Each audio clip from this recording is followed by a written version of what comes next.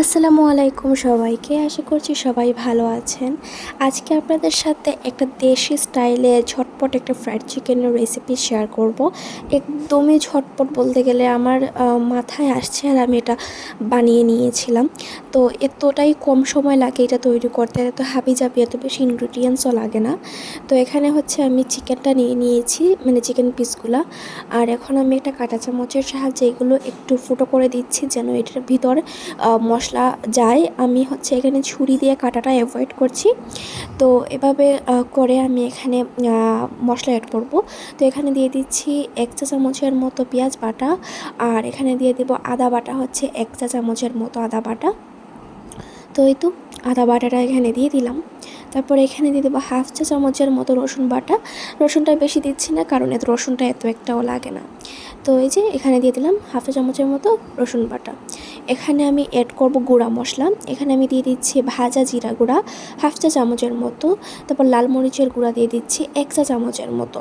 এটা আপনারা জাল যতটুকু পছন্দ করেন ততটুকু দিতে পারেন। তারপর এখানে আমি অ্যাড করব সয়া সস। এখানে আমি সয়া সস হচ্ছে 1 চা চামচের মতো সয়া সস অ্যাড করে দিচ্ছি। এখন এগুলোকে আমি খুব সুন্দর করে ম্যারিনেট করে নেব।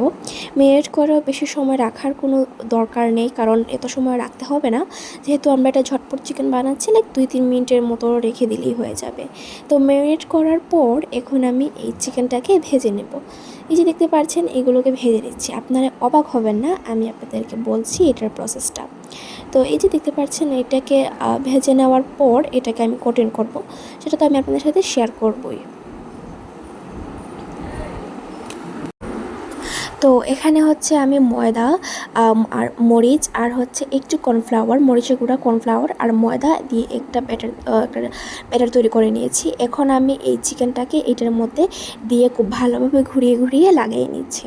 এবার আমি কী করছি, একটা পানি নিয়ে নিয়েছি। পানিতে হচ্ছে এটাকে এভাবে করে রেখে, আমি আসলে প্রসেসটা মুখে বলে বোঝাতে পারছি না, আপনারা আশা করি দেখেই বুঝতে পারছেন। এই প্রসেসটা আসলে দেখে বোঝা যায়। তো এই যে দেখতে পাচ্ছেন, এভাবে করে আমি একবার পানিতে দিচ্ছি আর 2বার ময়দাতে দিচ্ছি। এভাবে করেই হচ্ছে আমি প্রতিটা চিকেন কোটিং করে নিব। এই ভিডিওটা যদি আপনাদের ভালো লেগে যায়, প্লিজ ভিডিওটিতে একটা লাইক করে দিতে ভুলবেন না। আমার ফেসবুক পেজটা ফলো করে দিতে ভুলবেন না, আর ইউটিউব চ্যানেলটা সাবস্ক্রাইব করে দিতে ভুলবেন না।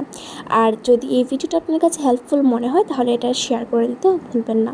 তো এভাবে করে আমি সবগুলো চিকেন পিসই এভাবে আমি কোটিং করে নিয়েছি ময়দার যে ইয়াটা দিয়ে। তো এখন আমি এগুলো কি করব, এগুলো আমি জাস্ট ফ্রাই করে নেব, জাস্ট নর্মালি ফ্রাই করে নেব। এই ক্লিপটা না আমি নিয়েছি, কিন্তু আমি খুঁজে পাচ্ছি না গ্যালারিতে। তো এই যে দেখতে পাচ্ছেন, আমার চিকেন ফ্রাইটা কিন্তু রেডি হয়ে গিয়েছে, আর এটা খেতেও কিন্তু অনেক মজা হয়েছিল।